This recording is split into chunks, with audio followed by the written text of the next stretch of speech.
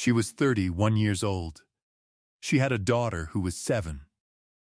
On the morning of October 14, 1996, Victoria Jane Collins drove to the Keller County Public Library, where she worked the Tuesday opening shift, waved goodbye to the neighbor who watched her little girl on school days, and never came home. That is not a story about a woman who walked away from her life. That is a story about a predator who had spent years watching her from close enough to know her schedule, her route, and her habits, and who had learned, over time, that no one would look at him twice.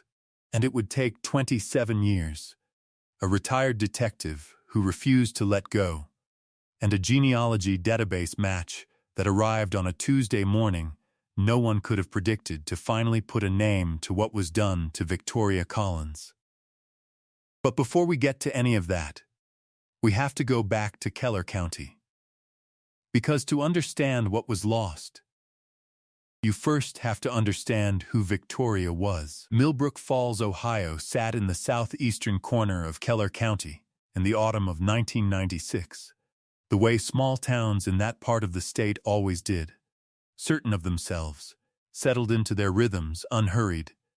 The maples along Birchwood Avenue turned red and gold every October the way they always had, and on Saturday mornings the high school football crowd still filled the Millbrook Diner, and the single stoplight at the intersection of Route 9 and Center Street blinked yellow after 10 o'clock at night, because the traffic didn't require anything more.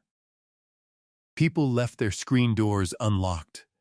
They knew their neighbors by name and by the sound of their cars. Victoria Collins had grown up 3 counties east, in a smaller town than this one, but she had come to Millbrook Falls in 1988 after she married, and she had made it hers the way people do when a place gives them back what they put in. She worked at the Keller County Public Library, where she had been the children's librarian for 6 years. She ran Story Hour on Wednesday mornings for children under 5, and she had a reputation among the mothers in town for remembering which book every child had loved most the last time they came in. That was the kind of memory she had, for details that mattered to someone else. She was 5 feet 4 inches tall, with dark brown hair she kept in a braid on working days. She drove a green 1993 Ford Escort with a small stuffed owl on the dashboard, a gift from her daughter Lily, who was 7 years old and attended Millbrook Falls Elementary on the other side of the school zone that backed up to the park. Victoria walked Lily to school on the days she could. On the days she couldn't, a neighbor named Ruth Alderman took the girl alongside her own 2 boys, and Victoria repaid the favor in kind. She had a habit, according to her mother, of calling home every Sunday evening to recap the week. Every Sunday, without fail, for years. She was also, according to everyone who knew her, not the kind of person who left without a word. On Sunday, October 13, 1996, the day before she vanished, she called her mother at 6:30 in the evening, the way she always did. She mentioned a costume she was finishing for Lily's Halloween that weekend. She mentioned that she was tired but happy. She said she had a full week ahead and would call again soon. That was the last time her mother heard her voice. Victoria Collins left Ruth Alderman's house at 8:12 in the morning on Tuesday, October 14, 1996, according to Ruth, who watched her back out of the driveway from the kitchen window. She was wearing a tan cardigan and carrying a canvas tote bag with her library materials. She turned left out of the driveway, which was the direction of the library on Clover Street, a route she drove every working morning. The library opened at 9. At 9:17, the assistant librarian, a woman named Carol Pease, arrived for her shift. The library was dark, the back door was unlocked, the lights were off. Victoria's car was in the small staff lot behind the building, parked in her usual space near the chain-link fence. The car was empty. The canvas tote bag was in the passenger seat, her library keys sitting on top of it. Carol called the building supervisor, then Victoria's home number. No answer. She called the Keller County Sheriff's Office at 9:42. By 10 o'clock, the first two deputies were on scene. By noon, they had spoken with Ruth Alderman, who confirmed Victoria had left in good health and normal spirits. By 2 in the afternoon, Keller County Sheriff's investigator Dale Marsh had taken over as lead on what was now being treated as a missing persons case. Records show that investigator Marsh noted in his initial report that the keys and tote bag left behind were inconsistent with a voluntary departure. By that evening, neighbors were walking the park. By the following morning, the search had expanded to the creek beds behind the elementary school and the wooded stretch of county land along Route 9 heading south. The Millbrook Falls community, which had seen nothing like this in living memory, came out in the kind of numbers that only happen in places where everyone is willing to account for each other. Victoria was not found. What investigators did find, 2 days into the search, was a single item that would anchor the investigation for years. Pressed into the muddy shoulder of Garfield Lane, a gravel service road that ran parallel to the library's backlot, was a shoe impression that did not match Victoria's. A men's boot, size 11, with a distinctive worn tread on the outer right heel. It was photographed, cast, and logged into evidence as item 14C in the Marsh case file. Nobody would understand what item 14C meant for another 27 years. Investigator Dale Marsh was 43 years old in the autumn of 1996, a compact, methodical man who had worked property crimes and domestics in Keller County for most of his career and had never worked a case that felt like this one. He was the son of a dairy farmer. He had 3 kids of his own. He later told the Columbus Dispatch that the morning he saw Victoria's tote bag sitting in that passenger seat with the keys on top of it, something settled behind his sternum that would not leave for a very long time. He built the case the way good investigators did in 1996, door to door, paper to paper. He interviewed 47 people in the first 3 weeks. He pulled Victoria's phone records and found nothing unusual: regular calls to her mother, her sister in Dayton, a college friend in Columbus. He examined her financial records: no unusual withdrawals, no outstanding debts, nothing that suggested she was fleeing anything. He spoke with her estranged husband, Gary Collins, from whom she had been separated for 8 months.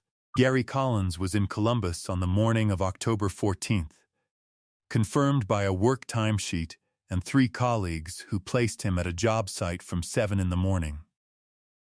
He was eliminated as a suspect within the first 2 weeks. By November, Marsh had one person he could not fully account for: a man named Dennis Alcott, who had worked as a groundskeeper for the Keller County Parks Department for 4 years, and whose maintenance schedule regularly brought him to the park adjacent to the library's property. Alcott was interviewed twice. He was cooperative. He had an alibi for the morning in question. He was on a different route, and 2 co-workers confirmed it. But Marsh made a note in the file that Alcott's routes had changed in the weeks before the disappearance, and that he had been assigned briefly to the grounds adjacent to the library lot in September. A 2-week window. The lead went nowhere. There was no physical evidence connecting Alcott to the scene. The boot impression was consistent with his equipment issue, but consistent was not conclusive. The district attorney's office reviewed what Marsh had and declined to take it further. Alcott remained a person of interest, nothing more. Marsh documented his frustration plainly in the case notes, in the flat language of police reports that nonetheless manages to carry the shape of what a person is feeling between the lines. No actionable evidence at this time, he wrote in November of 1996, case to remain open. Meanwhile, Victoria's mother, Helen Brewer, drove from Licking County to Millbrook Falls, and did not go home for 6 weeks. While Marsh was interviewing witnesses and running records checks, Helen was sitting in the sheriff's office waiting room on some mornings, asking the same questions the investigators were asking, and getting softer answers. She walked Garfield Lane herself on the afternoons, when no one could stop her. She studied the fence line and the tree line at the back of the staff lot, and the chain link that separated library property from county ground. She wanted to understand what the last thing Victoria might have seen looked like from the outside. She brought food to the volunteers who kept up the formal search into December, when the ground hardened and the creek beds froze, and the county officially suspended organized efforts until the spring. The spring came. The search was not resumed in any organized way. Evidence had not surfaced. The county had other cases. Officially, it went cold. The family's search never did. By 1998, the case had slowed. Investigator Marsh still drove Garfield Lane on his way home from work some evenings. He would not have said why, exactly, the lane didn't take him anywhere he needed to go. By 2000, he had moved to a different unit within the department, but the file went with him. It sat on the shelf above his desk.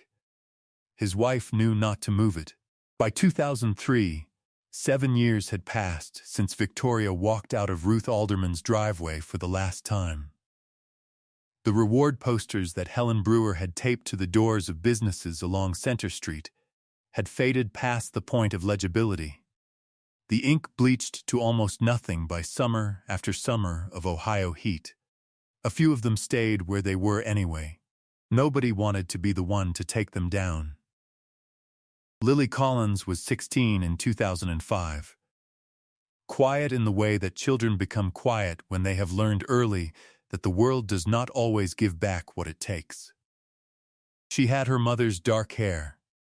She lived with her grandmother Helen, who had sold her house in Licking County and moved to Millbrook Falls 2 years after Victoria disappeared. Helen told a neighbor once, not as complaint but as simple statement of fact, that she could not go back. That someone needed to be in the place Victoria had last been. That leaving felt like losing her a second time. Helen kept the case file number written in a small notebook she carried in her purse. She called the sheriff's department twice a year.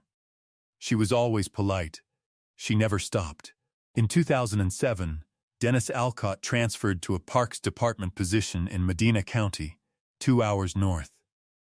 The move was routine. Nobody in Keller County flagged it. The case was cold, and Alcott was a decade-old person of interest, attached to a note in a file that had not been actively worked in years. He moved quietly and settled into his new county, and lived there without drawing attention. The house on Birchwood Avenue, where Victoria had lived, was sold in 2001. The family who bought it had 4 children and repainted the kitchen. By 2008, the neighborhood had turned over twice. Children who didn't know the name Victoria Collins rode their bikes past the house on warm afternoons. The Keller County Public Library continued its Wednesday morning story hour. By 2012, the librarian who ran it had never met Victoria Collins, but she had heard the name from Carol Pease, who still worked there. Carol told the story once a year, usually in October. She thought it mattered that the younger staff knew. The children who had sat at Victoria's feet during story hour in 1996 were in their late 20s now, some of them parents themselves. Some of them bringing their own small children to the Wednesday morning program without ever connecting the room they sat in to the woman who had built it. By 2010, Dale Marsh had retired from the sheriff's department after 31 years. He took the file home officially. He organized it into a single binder that he kept on the shelf in his study, next to his service commendations and a photograph of his children when they were small. His wife understood why. She had understood for years. If you want this channel to keep bringing you stories like Victoria's, Stories of real families who spent decades waiting for truth. Please take a moment to like this video and subscribe. Drop a comment and let us know where in the world you're watching from. Your support makes this work possible. Now, let's get back to what happened next. The case had been cold for 18 years when, in 2022, a cold case unit that Keller County had established quietly the year before began a systematic review of unresolved cases from the 1980s and 1990s using modern forensic tools. The unit was led by a detective named Angela Reyes, who had transferred from Franklin County and had a background in genetic genealogy. She later said, in an interview with the Ohio Bureau of Criminal Investigation, that the Collins case stood out because of the quality of the early evidence collection. Marsh, working in 1996, had preserved nearly everything, including Item 14C, including a second piece of evidence that had been collected and logged but never fully processed in 1996, a single cigarette butt found near the chain-link fence at the edge of the library's staff lot, catalogued as Item 9A. In 1996, DNA technology was not what it would become. The sample had been preserved, but never successfully sequenced. It sat in a sealed evidence bag in the Keller County Evidence Room for 26 years. Detective Reyes submitted Item 9A to a laboratory specializing in low-template DNA extraction in January of 2023.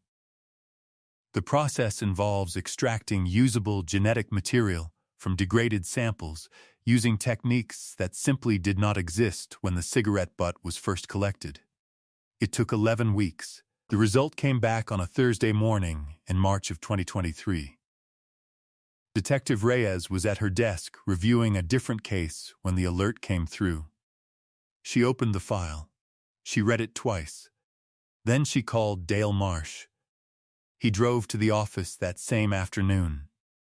The DNA from Item 9A had been uploaded to a genealogy database and cross-referenced using investigative genetic genealogy, a process that works by tracing the DNA's distant relatives through public family trees and ancestry records, working backward to identify a common ancestor, and then narrowing forward through birth records, death records, and census data to a single living individual.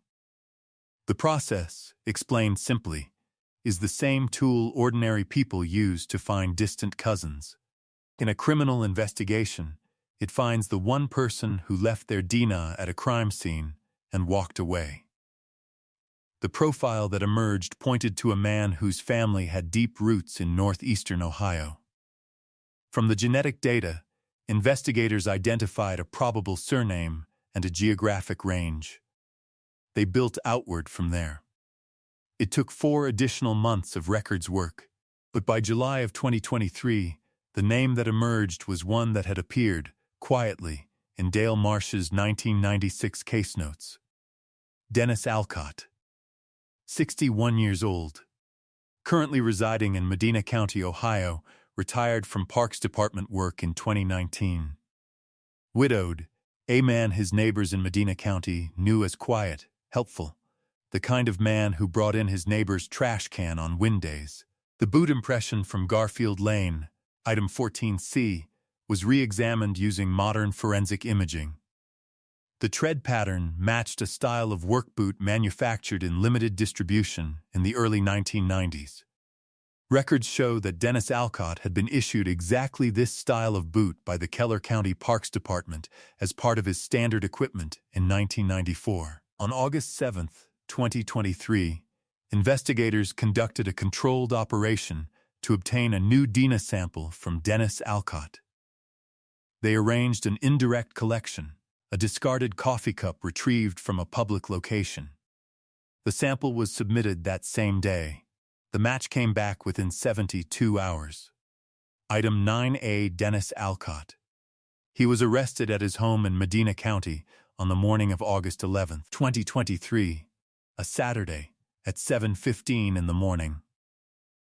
His neighbors came to their windows. Some of them came to their doors. By mid-morning, the news had reached Keller County. Helen Brewer was 83 years old and still living in Millbrook Falls.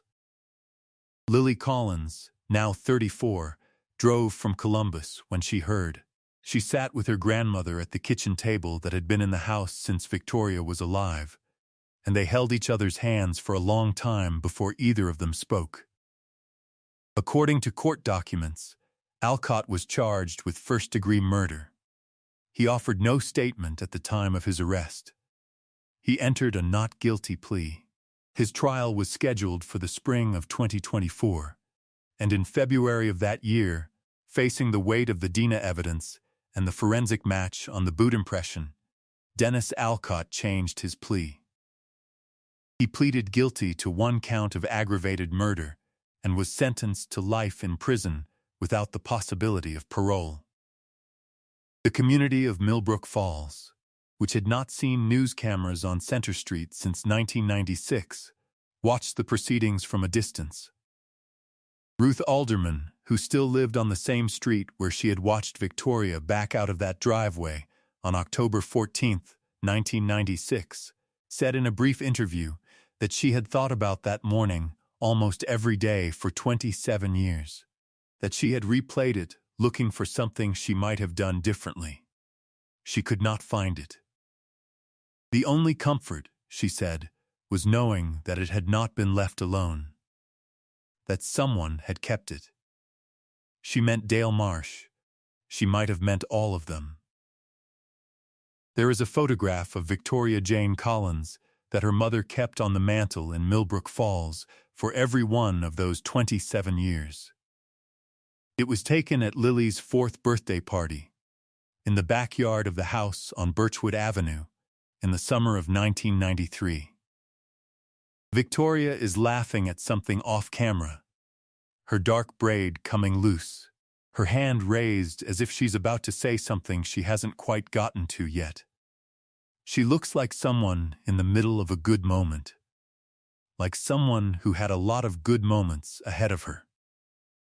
When Lily Collins spoke to reporters after the sentencing, she said that she had not been able to picture her mother's face clearly for years, that it would come and go. After the verdict, she said, she could see it again. She didn't elaborate on why. She didn't need to.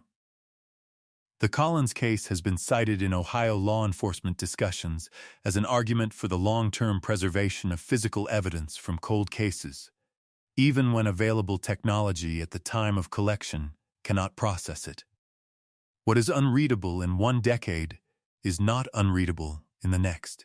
The cigarette butt that sat in a sealed evidence bag in Keller County for 26 years became the instrument of justice because Dale Marsh, working in 1996, understood that what he couldn't use yet might still matter.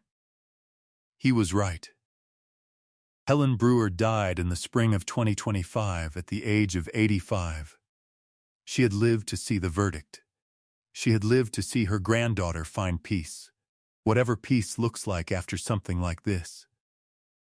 Victoria Collins was 31 years old. She had a daughter who was 7. She read to children every Wednesday morning and remembered which book each one had loved. She called her mother every Sunday. She was the kind of person that a community loses and does not stop feeling the shape of. Justice found her, late, as it so often comes for the ones who didn't see it coming. But it came. As you sit with this story today, there are a few questions worth carrying with you. Do you believe that Alcott's eventual guilty plea was a form of justice? Or does the weight of 27 years of silence demand something more than a courtroom agreement? And what does it say about the system and about the individuals within it that this case's resolution depended so heavily on one retired investigator's refusal to let a box in his garage become a final answer? And finally, how many evidence rooms across this country hold a sealed bag, a cataloged print, a preserved sample that is waiting, right now, for a technology we don't yet have. Justice found Victoria Jane Collins after 27 years. Stories like hers are why this work matters. If you believe truth is worth pursuing no matter how long it takes, subscribe so you don't miss the next case. More solved cold cases are waiting for you in the description below. Thank you for being here.